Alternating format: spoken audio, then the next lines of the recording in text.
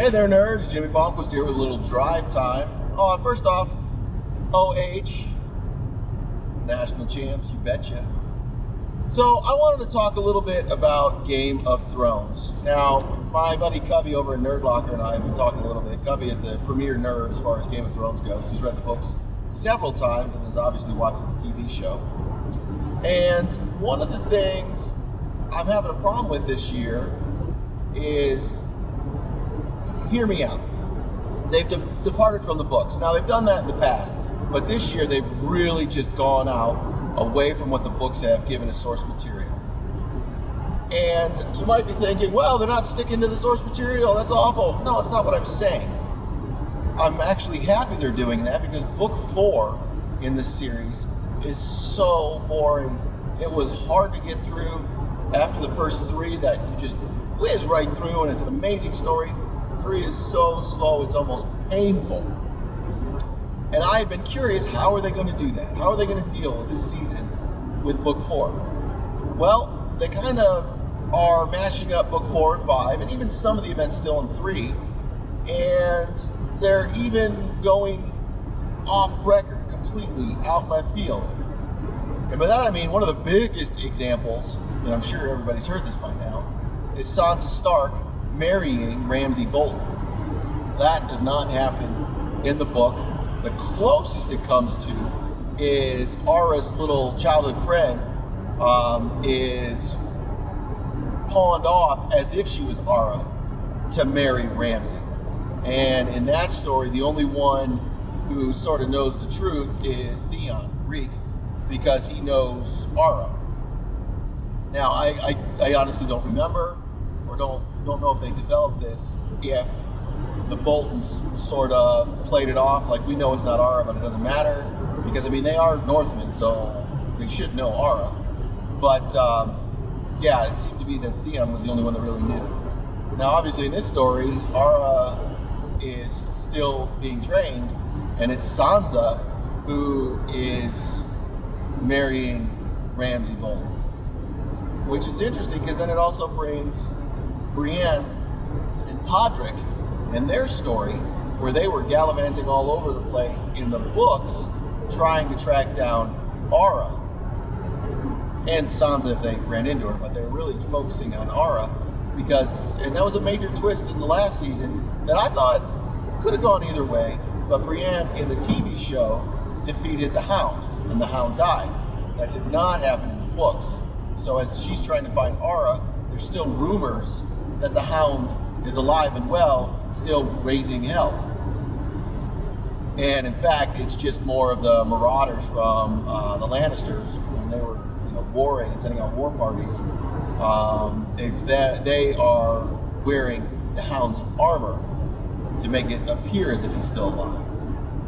So that's one of the biggest changes in the book, and it's interesting that they go that route.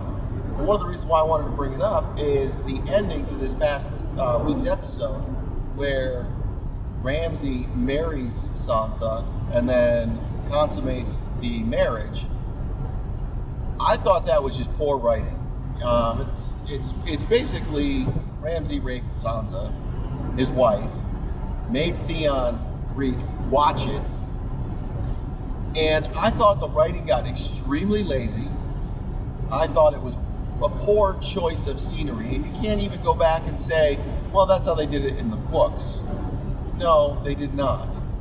The reason why I think it's poor writing is I think they could have gotten a lot more mileage out of Ramsay treating Sansa like a princess, well, like a queen, and really doing right by her.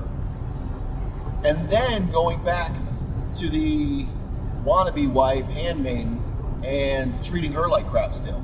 So we see this two-faced Ramsay, and Theon is the only one that knows it's going on. So it's sort of a slow build to more drama. So Sansa has no idea. She really has nothing against Ramsay other than the things that he's done in the past with the family and all that. She still despises Theon, and we have this slow burn where she's going to be torn with what she needs to do.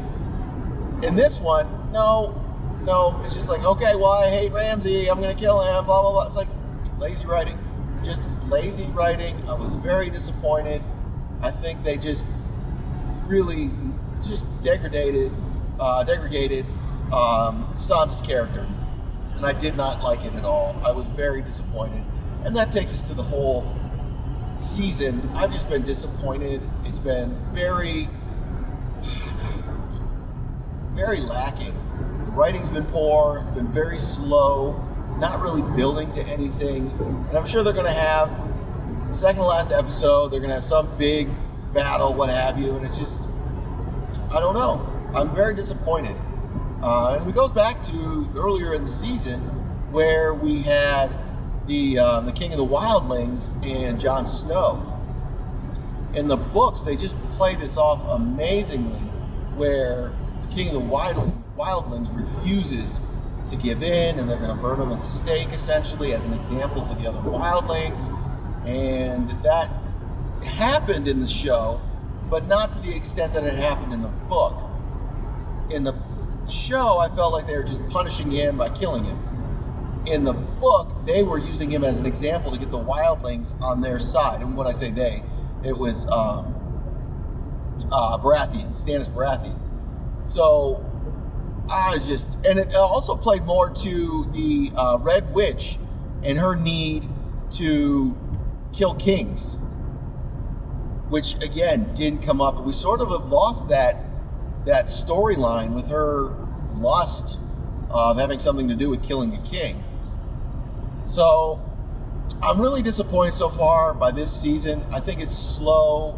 Like I said, the book number 4 was painful and slow, and they had a great opportunity to break away from it. They obviously have, but I think they've done it all in the wrong way. They really haven't focused on Dorne at all, which was an interesting aspect of the books. I think they've really weirded out the relationships that were going on in Dorne, specifically Oberon's wife. She really wasn't the main player in the books. It was one of the daughters, and Oberon's daughter befriended Cersei's daughter, and it was less of a kidnapping and more of a, this is what we need to do, come on, it's fun, as opposed to what we saw on the TV show where it was a straight out kidnapping that went wrong. Not to mention the fact that Jaime Lannister's in Dorne where he was not in Dorne in the books.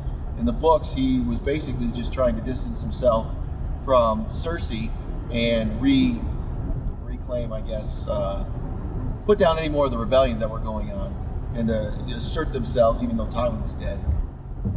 So I'm curious where that's going to go, but it's ruining the Dorne story in my opinion, because the Dornish folk, even the king, their standards are that the oldest child is the one that takes the throne.